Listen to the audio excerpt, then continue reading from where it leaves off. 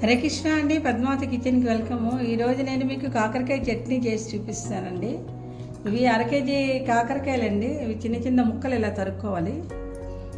బాగా చెక్కులా తరుక్కోండి. ముందు కాకరకాయ 2-3 సార్లు కడిగేసుకున్న తర్వాత ఇందులో ఏంటంటే కొంచెం ఉప్పు, రుచికి సరిపడా ఉప్పు,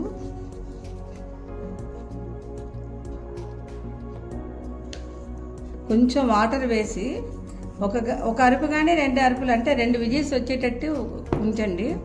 ఉంచిన తర్వాత అదేం చేస్తామంటే మూకుళ్ళని కొంచెం నూనె వేసి అది ఎర్రగా వేచారండి. చాలా తక్కువ నూనె పడుతుంది. ఎర్రగా వేచిన తర్వాత అందులో దానికి కావాల్సిన ఐటమ్స్ ఏంటంటే చింతపండు జ్యూసు, కొంచెం కరివేపాకు, కొత్తిమీర, అలాగే కొంచెం బెల్లం వేసుకుంటాం. పోపులో ఏంటంటే ఆవాలు, కొంచెం 2 మెంతి గింజలు, జీరా, కొంచెం ఇంగువ, 3 ఎండుమిరపకాయలు. ఆ తర్వాత కొంచెం లాస్ట్ ఏంటంటే కొంచెం నూనెపొడి వేసుకుంటాం. ఇంతేనండి. టేస్ట్ చూపిస్తాం. ఈ కుక్కర్లో వేసేసాక కొంచెం నీళ్ళు ఇలా స్ప్రింకిల్ చేస్తాం, ఎక్కువ అక్కర్లేదు.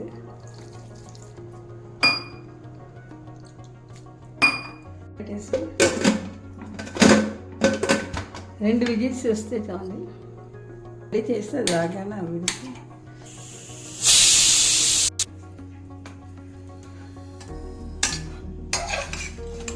చూడండి, మెత్తగా ఉడుకుతుంది. ఇప్పుడు దీనికి ఏంటంటే ఒక్కొక్కసారి ఆయిల్ వేసి మనం ముక్కుల్లో వేసుకుంటామండి. ఎక్కువ ఆయిల్ అక్కర్లేదు. ముక్కుల్లో కొంచెం నూనె వేసుకుంటే చాలు. 2 చెంచాలు వేసి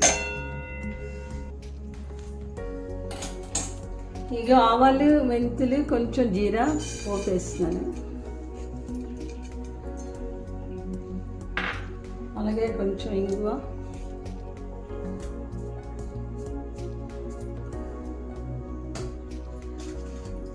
ఎండుమిరపకాయలు,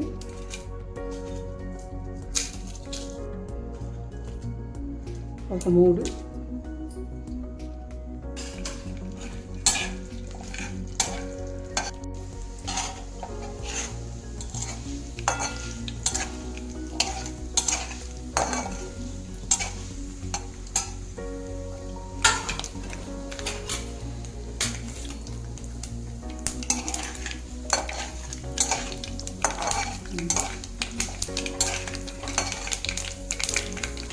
పోపు వేసిందండి. ఇలా ఈ కాకరకాయ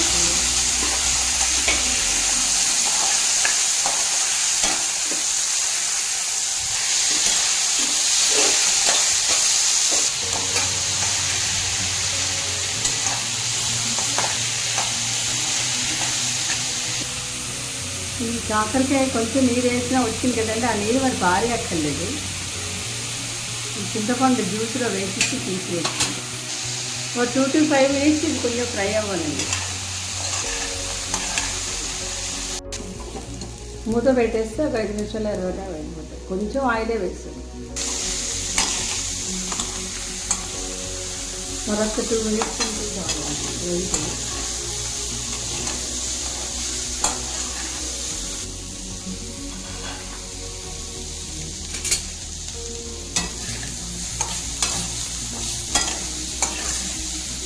ఇదేటండి మాత్రం వేస్తే చాలు. ఇప్పుడు దీంట్లోనే ఈ చింతపండు జ్యూస్ వేసేయాలి.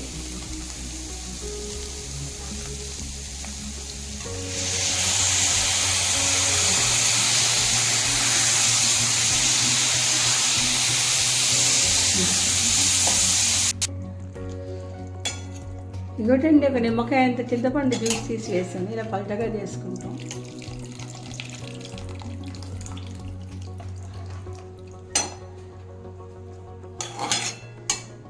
ఈ బెల్లం ఇగో ఈ మాత్రం వేస్తాను. మీకు బెల్లం తీపి ఎక్కువ అక్కర్లేదంటే తగ్గించేసుకోవచ్చు.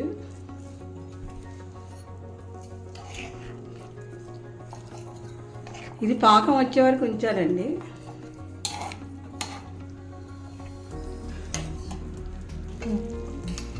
ఇక నూనెపొడి వేస్తాను. కొంచెం నూనెపొడి చేయడం నేర్పానండి. మీరు ముందర ఇలా చూస్తే తెలుస్తుంది.